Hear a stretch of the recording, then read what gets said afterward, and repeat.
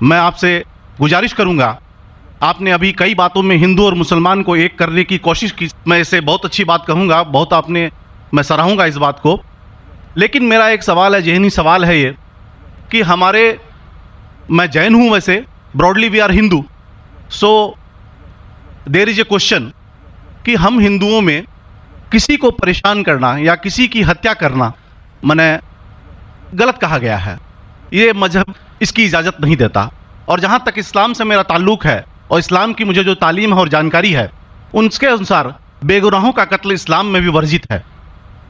اسلام کہیں بھی کسی بھی صورت میں بے گناہوں کو قتل کرنے کی اجازت نہیں دیتا. اگر آپ میرے سوال کا بخوبی اور میرے ذہن میں جچنے والا سوال ہے یہ جواب دے دیں تو میں بھی آپ کا مرید بن جاؤں گا. یوں تو مرید ہوں ہی، لیکن پھر مرید بن جاؤں گا کہ انسانوں کو سب سے اونچی شریڑی میں رکھا گیا ہے جہاں تک میں جانتا ہوں. اور میں جب قریب اپنے کئی مسلمان انٹلیکچوئلس دوستوں سے سوال کرتا ہوں کہ سب کچھ ملتا ہے مگر آپ بلی کیوں دیتے ہیں، آپ ود کیوں کرتے ہیں، تو انہوں نے کہا کہ یہ چیزیں مسلمانوں کو استعمال کے لیے دی گئی ہے. میں اس پہ کلیریفیکیشن چاہوں گا ڈاکٹر صاحب کا، آپ کا کلیریفیکیشن چاہوں گا. میں اس سوال کا جواب چاہوں گا آپ سے. وعلیکم السلام بھائی صاحب، آپ پہ سلامتی ہو. ویسے میں سوال کیا ہے کہ وہ پیس ٹی وی ماشاء اللہ کافی وقت سے دیکھ رہے، اور وہ کہتے ہیں کہ ہر مذہب میں کہا گیا ہے کہ قتل کرنا، انسان کی جان لینا غلط ہے، حرام ہے. ہندو مذہب میں کہا گیا ہے، اور اسلام میں بھی جیسے ان کی جانکاری صحیح ہے کہ بے گناہ کا قتل کرنا حرام ہے. وہ یہ پوچھتے ہیں کہ بلی کہاں تک صحیح ہے. بلی کا مطلب میں آپ سے پوچھنا چاہتا ہوں کہ آپ یہ پوچھنا چاہتے ہیں مطلب جیسے ہم لوگ قربانی کے ٹائم میں، میرا یہی سوال ہے، ذاتی سوال یہی ہے میرا. اگر اس سوال کا جواب دیں گے تو میں تو آپ کا مرید ہوں، لیکن پھر سے اور پکا مرید بن جاؤں گا. بھائی صاحب نے کہا کہ آپ لوگ قربانی کیوں دیتے ہیں، اور یہ قربانی کا جو سوال ہے کہ ہم عید الاضحیٰ بقرعید میں قربانی کیوں دیتے. قرآن مجید میں اللہ تعالیٰ فرماتے ہیں سورہ حج میں سورہ نمبر 22 میں کہ نہ ہی گوشت نہ ہی خون اللہ کو جاتا ہے. اللہ کو نہ خون کی ضرورت نہ گوشت کی ضرورت. یہ قربانی کے وقت اللہ کو خون نہیں جاتا نہ گوشت جاتا ہے، لیکن تقوی، آپ کی پائٹی، آپ کی پرہیزگاری اللہ کو پسند ہے. آپ اگر دیکھیں گے کہ عید الاضحیٰ کے بارے میں کیوں ہم قربانی کرتے، اور واقعہ جانیں گے ابراہیم علیہ السلام کا کہ ابراہیم علیہ السلام کو اللہ سبحانہ و تعالیٰ نے، اس وقت بت پرستی بہت عام تھی، اور قربانی انسانوں کی بہت عام تھی، اور ہندوستان میں بھی عام ہے. آج بھی ہندوستان میں کئی دیگر مذاہب میں لڑکیوں کی قربانی دی جاتی ہے، بچوں کی بلی دی جاتی. کیا آپ چھوٹے بچے کا قتل کرو، عورت کا قتل کرو، بلی دے جاؤ اور بھگوان خوش ہو جائیں گے. کئی جگہ الحمدللہ مسلمان میں نہیں ہے. تو اس وقت ابراہیم علیہ السلام کو اللہ نے پوچھا کہ آپ کو سب سے زیادہ عزیز اس دنیا میں کیا چیز ہے؟ تو انہوں نے کہا کہ میرا بیٹا. تو انہوں نے پوچھا کہ آپ اپنے بیٹے کی قربانی دے سکتے، اپنے پیغمبر ابراہیم علیہ السلام سے بیٹی قربانی دے سکتے؟ تو وہ چونک گئے، اور اللہ کے پیغمبر تھے. انہوں نے کے بیٹے سے کہا، بیٹے نے کہا بے شک اللہ کے لیے آپ میری قربانی دے سکتے، آپ اپنے آنکھ پہ پٹی ماننا. جیسا اللہ تعالیٰ فرماتے اس دنیا میں اللہ تعالیٰ ہمارا امتحان لے رہے، تو اللہ تعالیٰ امتحان لے رہے اپنے پیغمبر ابراہیم علیہ السلام کا. اللہ تعالیٰ یہ بھی جانتے کہ ابراہیم علیہ السلام جواب کیا دیں گے. تو ابراہیم علیہ السلام اپنے آنکھ پہ پٹی مارتے، اور جس طریقے سے حکم آتا ہے اپنے بیٹے کی قربانی دینے جاتے. اس وقت ہی ایک بھیڑ، گوٹ یا شیپ آ جاتا ہے اور اس شیپ کی قربانی ہو جاتی. تو اس چیز کو یاد رکھنے کے لیے آج بھی مسلمان بقرعید کے ٹائم پہ، عید الاضحیٰ کے وقت جانور کی قربانی دیتے. یہ یاد دلانے کے لیے ہمیں، کیونکہ یہ اللہ سبحانہ و تعالیٰ کی طرف سے اپنے آخری پیغمبر محمد صلی اللہ علیہ وسلم نے کہا، اس کی بات مانتے. لیکن اگر میں سوچوں دماغ سے کیوں، تو یہ سوچ سکتا ہوں کہ یہ ہمیں یاد دلانے کے لیے کیا اللہ کو انسان کی قربانی کی ضرورت نہیں، انسان کی جان لینے کی ضرورت نہیں. تو جو آج دنیا بھر میں آج بھی ہو رہا ہے کہ بچوں کو قتل کیا جا رہا ہے، عورتوں کا قتل کیا جا رہا ہے، بلی پہ چڑھایا جا رہا ہے، یہ بالکل غلط ہے. اور دونوں میں آپ دیکھیں گے فرق. اگر کوئی دوسرے مذہب میں، یا ہندو مذہب لو یا دیگر مذہب لو، اگر کوئی جانور کی بلی چڑھائی جاتی ہے تو ادھر ہی رکھ دیا جاتا ہے اور اکثر وہ فضول ہو جاتا ہے. ہو سکتا ہے کبھی کوئی چپکے سے آ کے کھا لے. اسلام میں جب قربانی دی جاتی ہے عید الاضحیٰ کے ٹائم پہ، سب سے پہلے جو میں کہہ رہا ہوں کہ میری منطق یہ سمجھ سکتی ہے کہ ہمیں یہ یاد دلا رہے کہ انسانوں کی بلی چڑھانا حرام ہے. اور جب ہم یاد دلاتے اور جب بکرا کاٹتے یا جو بھی کاٹتے جانور، اس وقت جب ہم کاٹتے ہم اللہ کا نام لے کے کاٹتے، اور جو بھی جانور کی قربانی دیتے اس کے 3 حصے کر سکتے. ایک حصہ ہم خود رکھ سکتے، خود کے استعمال میں لا سکتے، 1/3 حصہ.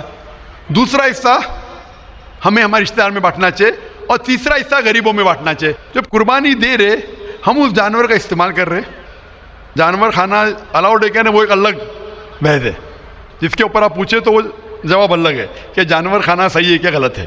وہ ایک الگ ڈیبیٹ ہے جو ہم ابھی نہیں، اگر آپ پوچھنا چاہیں تو اگلا سوال پوچھ سکتے ہیں. ایک حصہ ہم استعمال کر رہے، ایک حصہ ہم دوستوں میں بانٹ رہے ہمارے رشتہ دار میں، اور تیسرا حصہ ہم غریبوں میں بانٹتے. تو ان میں غریبوں کا فائدہ ہو رہا ہے، نہ فضول خرچی ہو رہی ہے، اور یاد دلایا جاتا ہے کہ انسانوں کا قتل کرنا غلط ہے. تو یہ اچھی چیز ہے. جب بلی جیسا دیکھے باقی مذاہب میں کیا ہو رہا ہے، انسانوں کا قتل کیا جاتا ہے بالکل حرام ہے. اس کے علاوہ جب جانور کا بھی قتل کرتے وہ جانور فضول خرچی میں جاتا ہے. اسلام میں ہمیں یاد دلایا جاتا ہے، اور قرآن مجید میں لکھا ہے سورہ مائدہ سورہ 5 آیت نمبر 1 میں، اور سورہ نحل سورہ نمبر 16 آیت نمبر 5 میں، کہ جو جانور آپ کے لیے حلال ہے وہ کھا سکتے. جو چوپایا ہے، خالی وہ جانور مت کھاؤ جو آپ کے لیے حرام ہے. جو حلال ہے وہ کھا سکتے. تو یہ کھانے کے لیے ہمارے لیے خوراک ہے. تم قربانی کے وقت نہ کچھ ضائع کر رہے، نہ پیسے کی بربادی کر رہے. ہمیں یاد دلایا جاتا ہے کہ نہ خدا کو گوشت جاتا ہے، نہ خدا کو خون جاتا ہے. خدا کو تقویٰ جاتا ہے، ہمارا تقویٰ، ہم کتنے پرہیزگار ہیں. اور ساتھ ساتھ اس کا استعمال ہوتا ہے. 1/3 حصہ میں کھاتا ہوں، رشتہ داروں میں بانٹتا ہوں، اور آخری 1/3 حصہ میں بانٹتا ہوں غریبوں میں. تو اس سے فائدہ ہوتا ہے. تو اس میں کیا غلط ہے؟ بنسبت دوسرے مذاہب میں آپ دیکھیں گے اس میں نقصان ہی نقصان ہے. انسان کا قتل ہو رہا ہے، اور جانور کو بھی اگر بلی چڑھائی جاتی ہے تو فضول خرچی ہوتی ہے. بنسبت اسلام میں بقرعید کے اندر فائدہ ہی فائدہ ہے.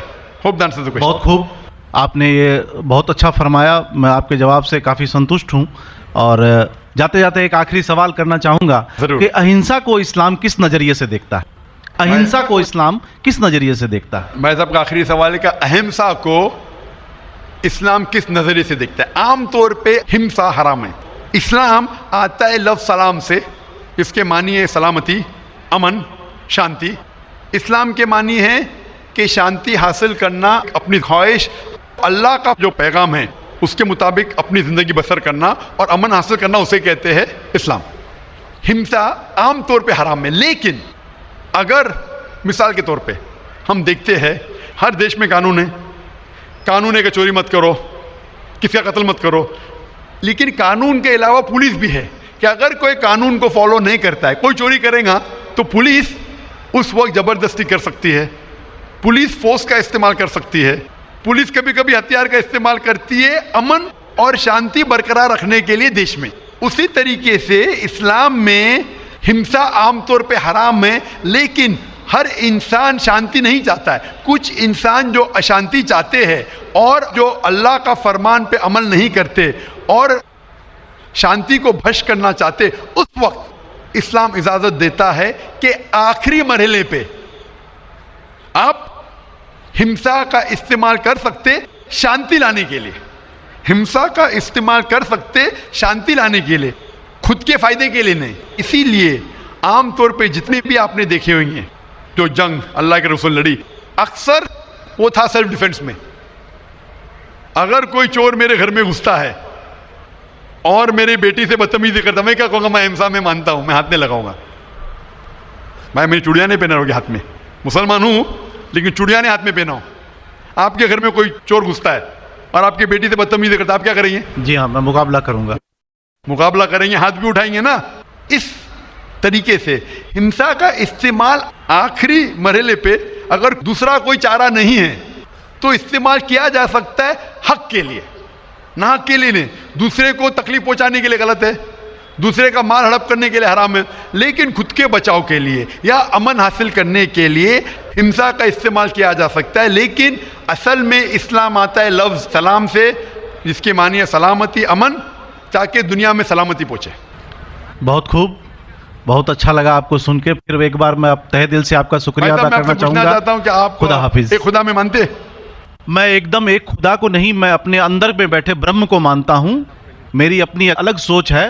میں کسی مندر میں نہیں جاتا ہوں، یہ بات نہیں ہے، جاتا ہوں، لیکن میری اپنے اندر کی آواز ہے کہ انسانوں کی خدمت کرو، انسانوں کی عزت کرو اور بھٹکے ہوئے کو راہ بالکل دکھاؤ. صحیح، میرا بھی یہی ہے. اور میں کسی انسان میں، ہندو ہو چاہے مسلمان، میں اس کھلے من سے آغاز کرتا ہوں. میں کسی سے بھی بھید بھاؤ نہ آج تک کیا ہے، نہ کبھی زندگی میں کروں گا. میرے لیے انسان جو پیدا کیا ہے وہ اوپر والے نے، وہ سبھی ایک ہیں ایسا اور بالکل ایک صحیح رہیں آپ نے گے. فرمایا کہ انسان کی خدمت کرنا چاہیے، انسان کی مدد کرنا چاہیے. لیکن میں یہ پوچھنا چاہتا ہوں کہ آپ ایک خدا میں مانتے ہیں، آپ نے کہا. میں یہ پوچھنا چاہتا ہوں، آپ نے تقریر سنی میری پیس ٹی وی پہ، آپ مانتے ہیں کہ محمد صلی اللہ علیہ وسلم آخری پیغمبر ہے؟